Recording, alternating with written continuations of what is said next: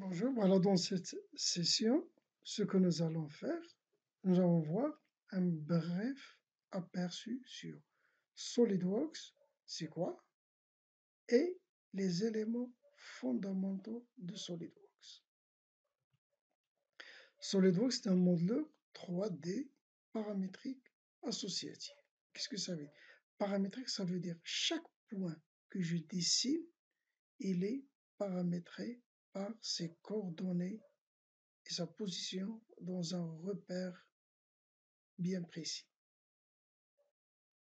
2.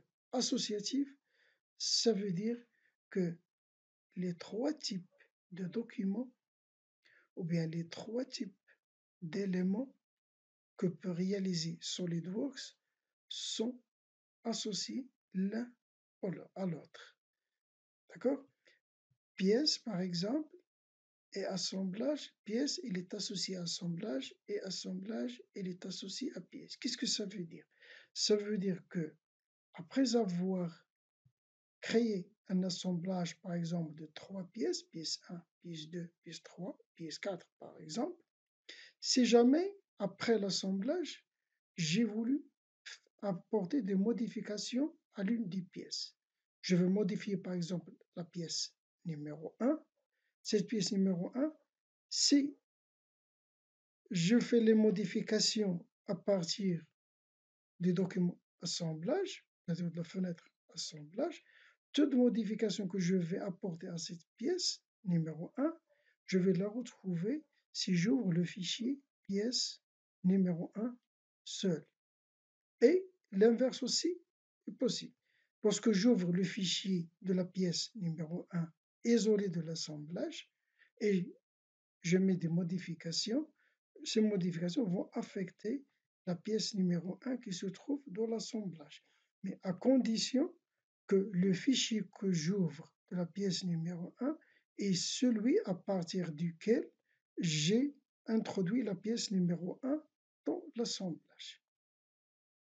Vers la mise en plan, vous voyez, il y a la flèche dans un seul sens. Ça veut dire toute modification que je modifie dans l'assemblage, je vais la retrouver sur la mise en plan automatiquement. Vous pouvez le tester sur un exemple.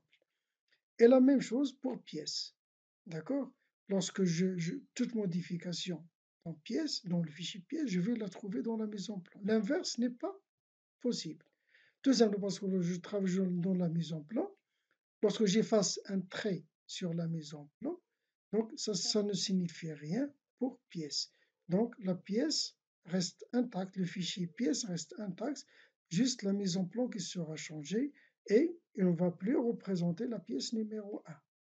Donc faites attention, ne modifiez pas les dessins de la mise en plan. Si vous voulez modifier, allez modifier dans pièce en 3D ou bien dans l'assemblage. Voilà. Donc SolidWorks, voilà, utilise la notion de fonction. Fonction est inspirée des opérations de fabrication, comme l'extrusion, le perçage, le filetage, l'enlèvement de matière, tout ça, ce sont des opérations de la fabrication mécanique. D'accord? Bon, une fonction nécessite un plan d'esquisse. La première des choses lorsque vous ouvrez SolidWorks et vous mettez un nouveau document pièce, voilà, il va vous présenter les plans prédéfinis, c'est-à-dire plan de face, plan de dessus, plan de droite. Si vous avez déjà un dessin réalisé, une fonction ou deux fonctions qui sont réalisées, une extrusion par exemple réalisée, et vous voulez réaliser une autre fonction extrusion ou bien enlèvement de matière, vous pouvez à ce moment-là utiliser une surface plane de cette fonction comme plan d'esquisse. Mais au début, vous n'avez que les plans prédéfinis. D'accord? Et si ces plans prédéfinis, par exemple, ne sont pas adéquats, ne sont pas suffisants, vous pouvez créer un plan de construction. D'accord? Un plan de référence ou bien un plan de construction qui est bien sûr positionné par rapport à l'un des plans prédéfinis, parallèle au plan de face, ou parallèle au plan de droite, ou parallèle au plan de dessus, ou perpendiculaire, etc. Donc il faut, deuxièmement, un profil d'esquisse de D. Si vous voulez faire une extrusion, par exemple un trou, il faut un profil de cercle, d'accord, de D de cercle pour réaliser le trou. Une extrusion rectangulaire, il faut un rectangle. Circulaire, extrusion circulaire, par exemple un cylindre, il faut un profil circulaire. Voilà des profils qui permettent de réaliser les éléments qui permettent de réaliser les profils en 2D. Le type de fonction, il faut donc choisir après un type de fonction. Voilà, il faut donc activer l'onglet fonction et vous avez ici toutes les fonctions, voilà, disponibles sur SolidWorks. Il y a deux types de fonctions. Il y a les fonctions qui ajoutent de la matière et les fonctions qui enlèvent de la matière.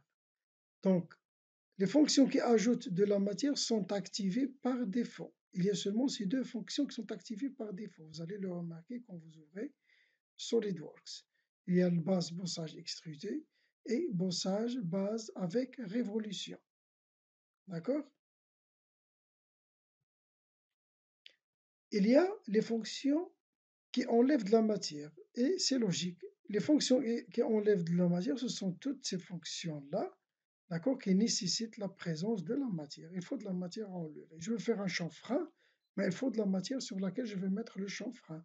Je veux mettre un trou, il faut de la matière à enlever pour réaliser le trou, ou bien la rainure, ou bien l'évidement, etc.